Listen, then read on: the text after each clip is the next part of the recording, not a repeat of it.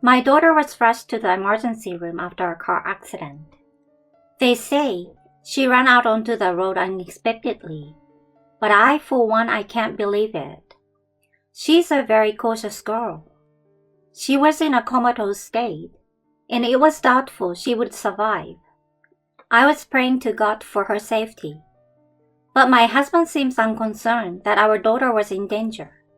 He even started talking about money in case she passed away. My husband's attitude made me distrust him. Then, our daughter miraculously regained consciousness. Yet, in the midst of my joy, she confessed something to me. You know, my dad. Hearing this, all the relatives would later become furious.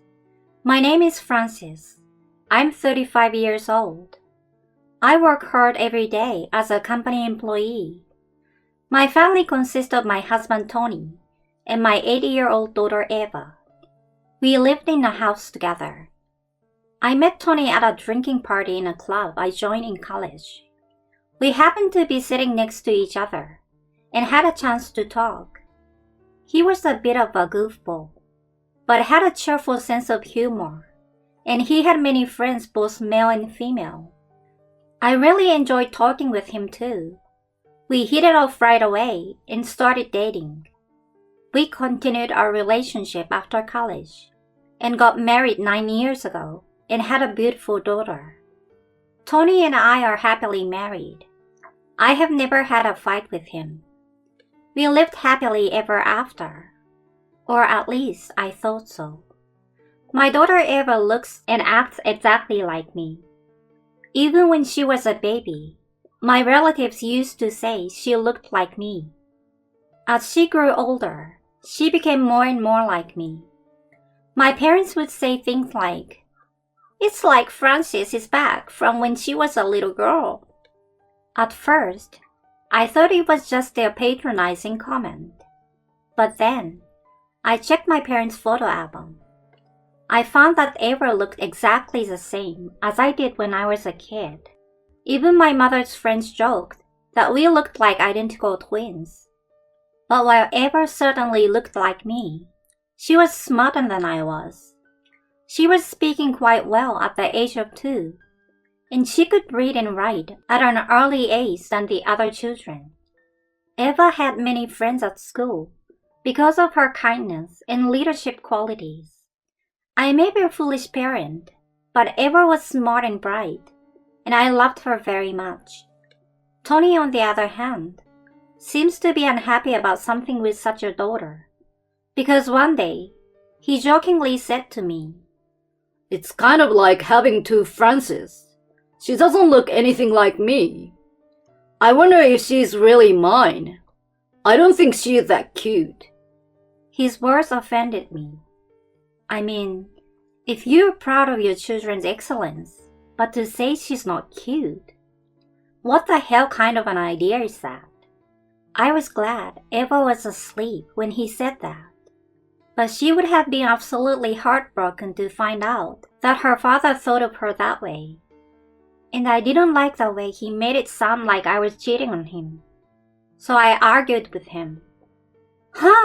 What a thing to say! She's our child, so don't say such a terrible thing about her not being cute. And what's this, are you sure it's mine? What the heck? Can you even tell the difference between what you're allowed to say and what you're not allowed to say? Tony must have realized that I was really angry, because he rushed to defend himself. "I'm just kidding, just kidding. Don't get so seriously angry. I'm sorry. I won't say it again." Tony apologized, and I forgave him for the moment. I felt a little sorry that I had gotten a little angry too. But later on, I wondered. I wondered why I didn't scrutinize Tony's comment more at that time. I would regret it. Tony also works as an office worker, so we are both very busy. We have been sharing the household chores since the beginning of our marriage, and have been doing well. However, he told me that his company's business was in a slump. In order to fix it, Tony has become even busier. Overtime work has increased, and working on holidays is commonplace. Plus, his salary and bonus were cut drastically. It was not unusual for Tony to have to stay overnight at work, and so his time at work was drastically reduced. I don't think it's fair to overwork employees this much, no matter how bad the economy is. I suggested to my husband that he change jobs. I've worked for this company for many years, and I want to support them. I'm sorry for the trouble I've caused you, but I can't just walk away when my boss and my coworkers are working so hard. The company's economy is going to pick up in a little while, so please bear with me for a while longer. I understand why he doesn't want to part ways with his boss and coworkers, so I couldn't say no to Tony's desperate request. I had to work more overtime on my end, because my husband was paying me less money for us to live on. I don't stay overnight like he does, but I still get home late. I like my job, and I'm doing it at my own pace, so it's not a problem. But Eva spends more time with the sitter, so I feel sorry for her. I'm sorry, Eva. Mom and Dad have been busy. When we get some time off, we'll go somewhere together as a family. I said this to Eva, as if I was trying to explain myself, but she never blamed me. Mom, I'm a strong girl, so I will be fine, and I'm proud of you and Dad for working so hard. My daughter tries to cheer me up like that, even though she must be lonely. She's just like me, in the way that I'm always thinking of others to the point that I start losing weight. I felt bad that she had to put up with everything, so I decided to give her a present. I bought Eva a smartphone. A smartphone might be a little too early for an 8-year-old, but my daughter was good with electronics. She could use my computer, my phone, and look things up. Maybe she has a talent in that direction. I figured that if she had her phone when I was away from home, we should be able to have a conversation online, even if I couldn't reply right away. Predictably, my daughter was overjoyed when I gave her the phone. I know it cost you a lot of money, Mom, but I'm glad. Thank you. Eva's smile made me happy too. Up until that moment, I had thought of the house as a busy but fun place to live. So I had no idea that such a big event would happen. I was working overtime at work that day. I was working, sighing and thinking how busy I was when my phone rang. It was the hospital calling. Your daughter has been rushed to the hospital. I was shocked to hear this information, and my mind went blank. In case of emergency, Eva carries a note with my phone number on it and keeps it in her bag. That's why the hospital called me right away. I told my boss what had happened and immediately took a cab to the hospital. When I arrived at the hospital, a nurse explained the details to me. She told me that she was driving along when she saw my daughter suddenly run out into the driveway. I didn't quite believe her story. Eva is a very cautious person, and it would never occur to her to run out into the road. However, the woman didn't seem to be lying. According to her story, it looked like someone pushed her out of the way. There are a lot of things to think about, but first of all, I just want my daughter to be safe. I was hoping that she would survive. That's all I could ask for. According to the doctors involved in the examination and treatment, my daughter had been hit on the head and was in a critical condition unconscious. They said it was a 50-50 chance that she would survive, and that there was a possibility that she might not regain consciousness. Please be prepared for any emergency. When he told me that, I fell to the ground in shock. Why should my precious daughter have to go through this?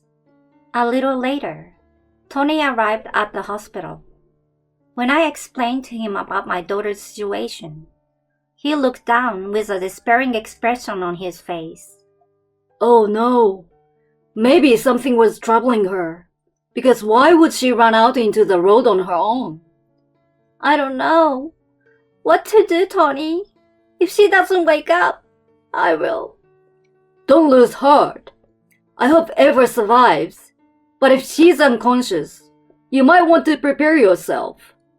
I don't know if I'm losing my mind, but Tony said he was ready to give up. That's when I noticed something. I thought I saw a grin on Tony's face before he turned his head. I thought it was an optical illusion or my imagination, and forced myself to forget it.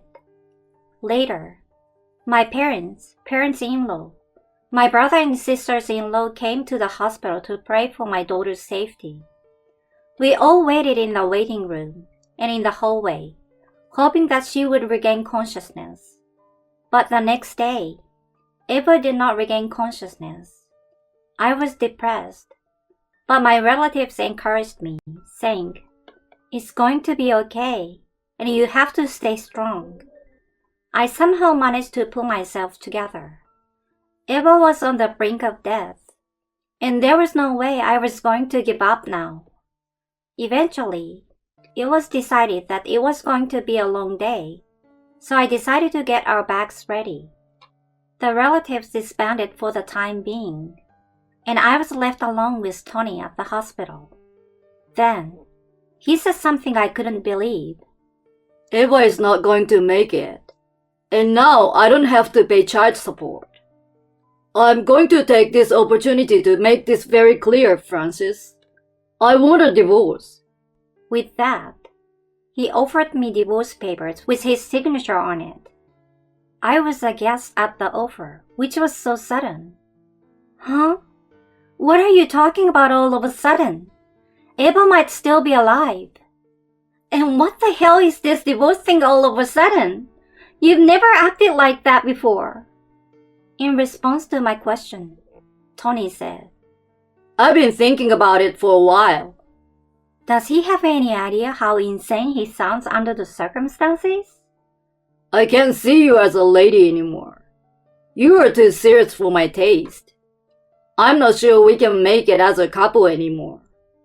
There was something in his words that stuck with me.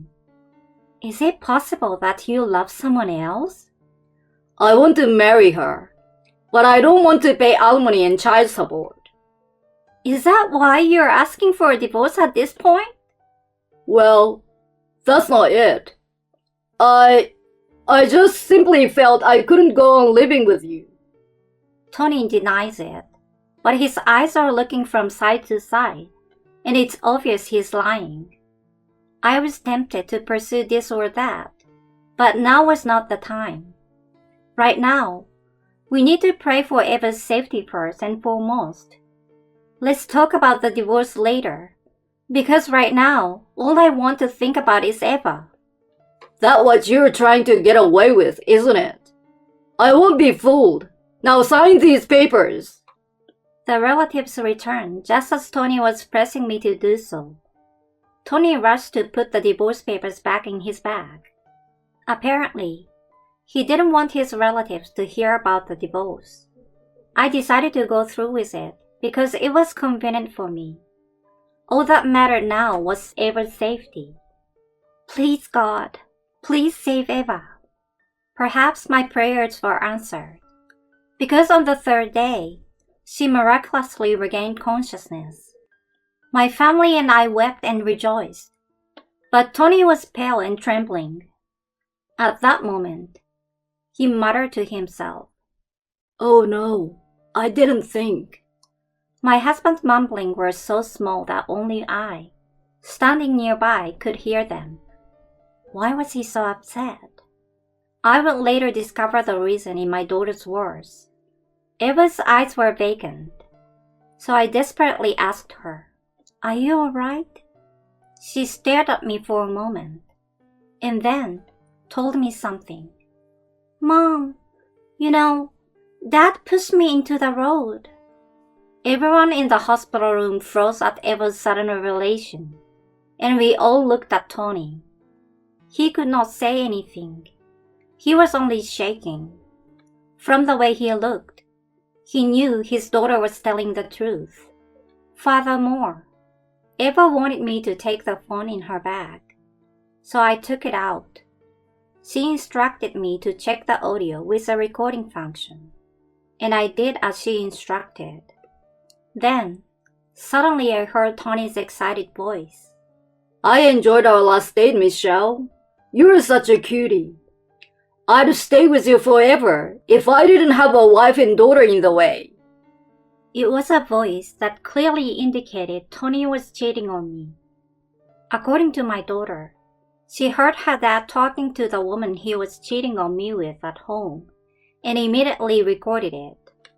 Eva then confronted Tony. Do you have someone else you like besides Mom? Tony stared at Eva with a scary look on his face. Don't ever tell Mom. If you do, you will be in big trouble. I stared at Tony when I heard that. What the hell is wrong with you? Hey, Eva, it's a crime to record people talking without their permission. And Francis, did you buy your kid a smartphone? She's not ready for that yet, so don't spoil her. Tony is trying so hard to change the subject. Of course I'm not fooled. Huh? Don't play games with me. Spit out the facts. I yelled at him, and Tony started making excuses for cheating on me. No, I wasn't cheating. I was just talking on the phone with a colleague at work. I don't care about that. Now I'm asking if you pushed Eva. Well, I wouldn't do that, would I? Tony tries to make excuses, but he's clearly acting suspiciously. His relatives are also looking at him with wide eyes, as if they too find Tony's behavior suspicious. My father and father-in-law are especially furious. You son of a... He punches Tony in the face, and the rest of the relatives yelled at him. I can't believe you did that to your own daughter. You even cheated on your wife. Holding his beaten face, my husband started to cry and began to make excuses for the affair. I wanted to marry Michelle. She's 10 years younger than me. She's young and she's hot. It cost a lot of money to date her. This I later found out.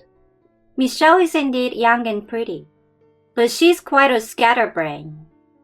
Tony lied about the company's business downturn so that he could go out with her. He was paying for her. I questioned him further. If I'd found out about the affair, you'd have to pay alimony in the divorce. So you hid the affair from me, huh? It's bad enough that Terp ad found out. You should have kept your mouth shut, but you recorded it. But you're trying to kill my daughter. You are out of your mind. But he refuses to admit that he tried to kill his daughter. Eva is lying. I wouldn't have pushed my own daughter into the driveway, would I? I'm not that evil. And I don't think anyone would believe an 8-year-old kid like that. You are a coward to the end of the line to get away with it after all this time. My fists shake with anger. If that's what you want, I would do the same. I stood before him in an imposing manner. I heard where Eva had her accident. It's a pretty big street, and there are surveillance cameras all over the place these days for security. More and more cars have dash cams. Tony was puzzled by my sudden remark, but I didn't care. I continued. I'm sure the police are checking the security cameras. If they don't find out anything, I will make a post on social media about that area, and to see if the dashcam caught your behavior. This is where Tony went pale. If you want, I will check out every store on the main street. I will show them your picture and ask them, have you seen this guy? Then, we'll get to the bottom of it. Tony got panicky when I told him that. Don't do this! Then, He started crying and telling me what happened. Michelle threatened to tell the company about the affair if I didn't marry her. If Eva was gone, they would never find out about the affair, and I wouldn't have to pay alimony and child support. That's what I thought. I stared coldly at Tony, who looked desperate. How could this man risk Eva's life for his self-preservation? I'm breaking up with Michelle, and I will work hard for you from now on. So please don't call the police. With these words, he finally lost it. What? How can I forgive you? I can't believe you would put your own daughter in an accident for the sake of your unfaithful partner. How can I say please don't divorce me or please don't tell the police? That's because I'm going to report you to the police. Of course I'm divorcing you, and I'm getting alimony and child support. You're a disgusting person and a terrible father. Don't you ever come near me or ever again. Tony is sobbing on the floor, looking miserable, but no one was there to help him. Tony was later arrested, convicted, and sent to prison. I signed Tony's divorce papers and filed for alimony against him and Michelle, the woman he had been having an affair with. I also demanded child support. Tony's portion would be paid by my in-laws on his behalf. They said they will make sure he pays them back when he gets out of prison. But even if he gets out, Tony will have a tough future ahead of him. Michelle resigned from her job after the company found out about the affair. She also owes money to her parents and has been paying me alimony. Her parents disowned her, and she's having a hard time making ends meet. She's now living in a cheap apartment and working part-time. I, on the other hand, have returned to my parents' house and I'm living a peaceful life. Eva is recovering well and was discharged from the hospital. Now I'm raising Eva with the help of my parents' support. I will continue to gently watch over my smart daughter's growth.